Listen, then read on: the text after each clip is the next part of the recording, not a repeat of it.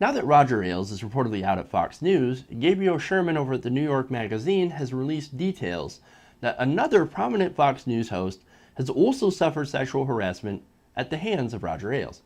Now, according to two sources briefed on parent company 21st Century Fox's outside probe of Ailes, led by New York-based law firm Paul, Weiss, primetime host Megyn Kelly has now told investigators that Ailes actually did make unwanted sexual advances towards her roughly 10 years ago when she was a young correspondent at Fox. Kelly, according to the sources, has described her harassment by Ailes in detail. Now, of course, we don't have those details, but what we do have is, according to the article, back in the mid-2000s when Ailes allegedly harassed her, Kelly, who was a former corporate attorney, was a legal correspondent in Fox's Washington bureau. Now, soon after that incident, she was appearing regularly on Bill O'Reilly's show and hosting her own legal segments. And in 2010, Ailes gave her a 2-hour daytime show, and in 2013, he moved her into primetime to replace Sean Hannity at 9. I wonder what happened there. She gets harassed, and then suddenly she gets she gets moved up in the organization. Interesting. But look, this is kind of big. See, it's not like the other cases, which a lot of them went back to the 1960s when he was actually on the Mike Douglas show. No, this was at Fox News. Now, we know that if you're allowed to get away with this, with something for so long, in this case, threatening to destroy women's careers if they don't sleep with you, well, you're going to end up continuing to do this behavior if you're not caught, if you're not stopped. And it appears that Ailes was never stopped, except for now.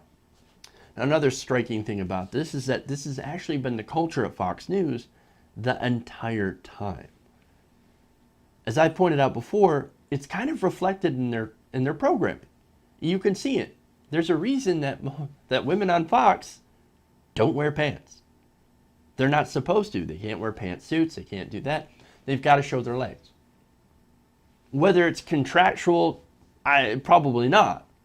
But that's part of the culture. You're expected to. Now, and if you think in a culture like that, where from the top down, women are treated as nothing but a pair of legs, that this hasn't happened before with other hosts? Of course it has. Bill O'Reilly, for example, has been accused of sexual harassment, and they ended up settling. Even Ailes has ended up settling before. But as I've said, with Megyn Kelly, it's kind of bigger because, as the article notes, quote, she is seen by many inside Fox as the future of the network. It also mentions that she's currently in contract negotiations, and given the fact that Bill O'Reilly is considering retirement, Fox News can't exactly afford to lose her too.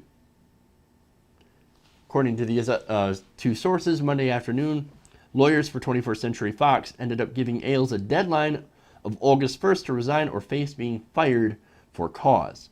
Ailes' legal team has yet to respond to the offer. Tick tock, dude. Now, I've said that maybe they need to offer him something and he'll walk away. But if they fire him, he ain't getting nothing. So, if you're Roger Ailes, you might end up just taking the resign deal. I'm not saying that it's the right thing to do. I'm just saying that that's probably what they'll offer. And there have been reports of, several hundred or, tens of millions of dollars on the line as a severance. If you're Roger Ailes and you were going to get booted out of your ass, but instead, hey, why don't you resign? Either way, you're out. But if you resign, we're going to give you some money for your faithful service.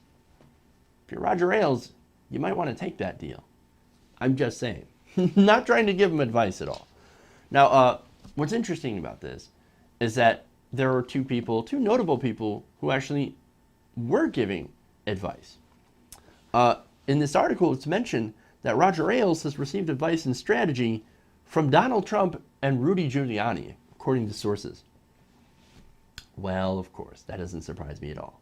I'm sure Donald Trump has a lot of practice in settling sexual harassment suits. Now, look, here's the other thing, too. Megyn Kelly didn't come out in this on her own, right? She didn't defend Ailes either, or join with the other accusers. That's something that she was actually criticized for by other Fox hosts, and as well as Ailes spokesman Irina Briganti. Briganti has been saying that Kelly was selfish for not standing up for the man who gave her career opportunities. Now, there's another person who was out there criticizing her for that, and that's, of course, Ann Coulter. Ann Coulter saying, look, I could show you so many stories of that happening to other people at Fox News. So why didn't you come out and criticize her? Now, to be fair, she's also been on the side of defending Roger Ailes. So I'm not really sure where Ann Coulter sits. I guess whatever gets her most publicity.